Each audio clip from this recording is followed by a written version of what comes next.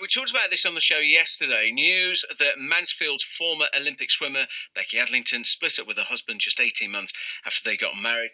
She's back in the papers today, actually. There's some speculation about a friendship she has with an actor. I think some of the papers are trying to make out that maybe there's a bit more to the friendship than just that. Anyway, in a statement on Becky's own website, she insists that this is Becky and Harry, are still close friends and on amicable terms, but have hinted that the pressures of parenthood is one of the reasons for the split.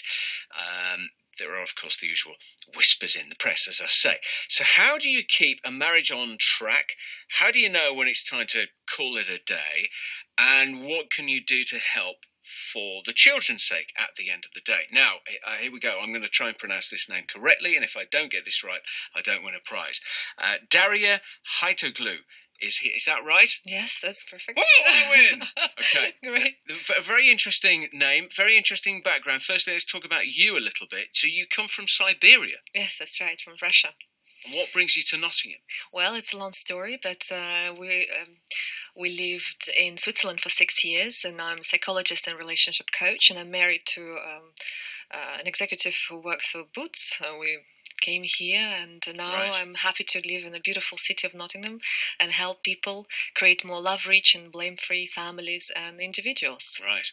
And of course, you will never complain about the weather here. No, because it's always warmer than Siberia. Exactly right. So even today, and it's approaching we're getting into the second half of March now. I was saying earlier, 6 degrees. To me, that still feels quite chilly. To you, what is it, summer? Yes, exactly. Last week, I think it was minus 25, so it's all relative.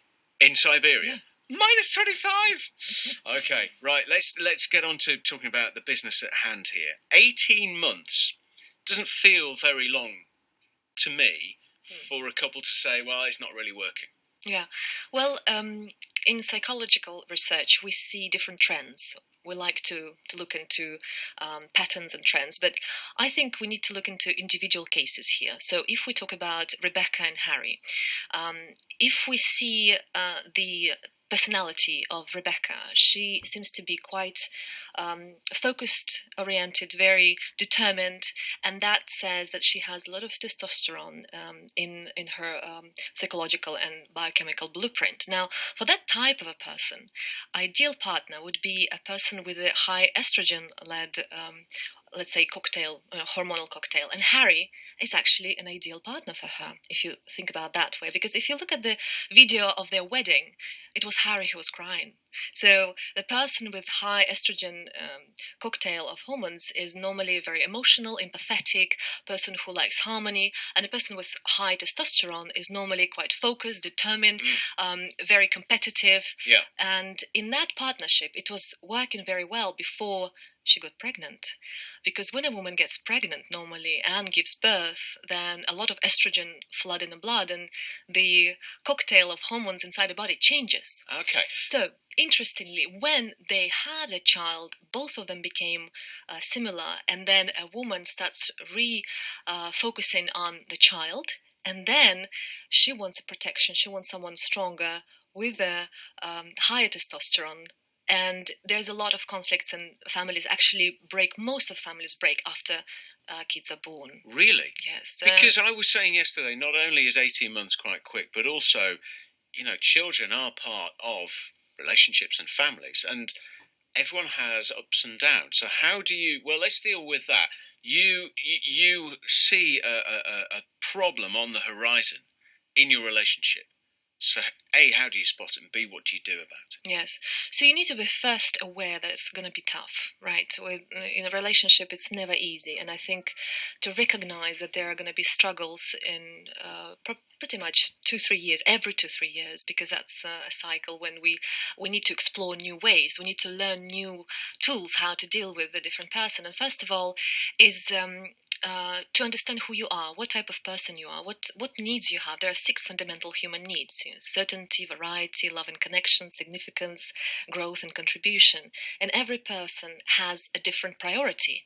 So knowing which number one priority need it is for you is very important. And then knowing what is important for your partner and satisfying the needs of your partner is paramount for making the relationship work.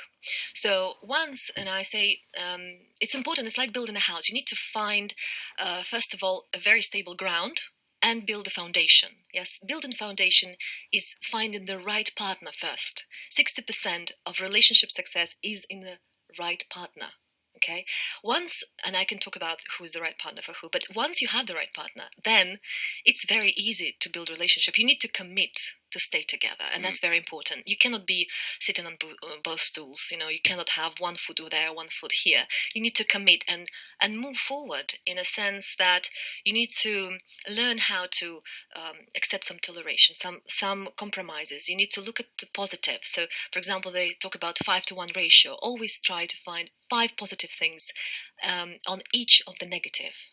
Okay, so write down a list of things that you like about your partner, and then look at it and tell what you like about your partner, because we're so much in the negative. We always busy doing things, and especially when we have kids, we kind of, so we get hung up on what we don't like, what we've gone off. Exactly. We should emphasize the positive. We assume that positives are there. We are together, we live together, and as parents, people used to they get used to each other, so it's very important to find the positive and reiterate and talk about them. Yes. What happens if one person in the relationship just finds that things aren't working? The other is completely happy. It doesn't work that way. It's either is hiding. I mean, a relationship is always 50-50. But if one is more unhappy, let's say, then they need to voice it out. They need to communicate their happiness, because most couples actually I work with, they don't see the opportunities because they're so stuck in their negatives that they think that's it, that's over, and they end up it very quickly. I think as a relationship coach, I try to always help people to find reconciliation, to find ways to be together, because children are at the forefront. They are the ones that are going to suffer. We are responsible for creating this new world in the face of a child. But talking of whom, then, we talk about the children there. Some people talk about staying together for the sake of the children. Now, that is an interesting one, because I work with both kinds of children. Children from split families who are grown up and they have their own families and they have issues because they never had a model, let's say, a functional family model, because they have to create their own. And children from families where parents decided to stay together for the sake of a child. And they also have problems later on because they also don't have a model that is functional. They learned from a model where people were not happy among them, but they decided to stay together for a child, so they learn a different way to do it, so a sacrifice way. I will do it because I have to. It's not leading to a happy relationship either. Right. So we need to look into specifics. Okay, every case is different, of course, but if I were to generalize, we need to just be aware of this and look for compromises and never assume it's going to be easy. We need to work on it. It's like, having a shower every day. We don't let our body go dirty for a long time. The same with relationship. We assume it's going to be sorting itself out, but it won't. We need to prevent rather than cure. So it's like, you don't want to go to a surgeon, right? You want to make sure you have vitamins, the right nutrients beforehand, and you don't want to take antibiotics either. But if you have to take antibiotics before the surgery, you would do that, right? So that's the same with divorce. Divorce is the last resort. And before, there's so many ways we can help people to stay together happily. Sounds to me like communication is key. And yes. You hear this a lot. Yeah. Really good meeting you. Thank you very much indeed. So there we are. A bit of relationship advice and spotting those signs and what to do as well from Daria Haitoglu. Yes, we got that right again. Exactly. That's 2 out of 2 I got. Well done, mate. Thank you very much. Just gone 10:30 now.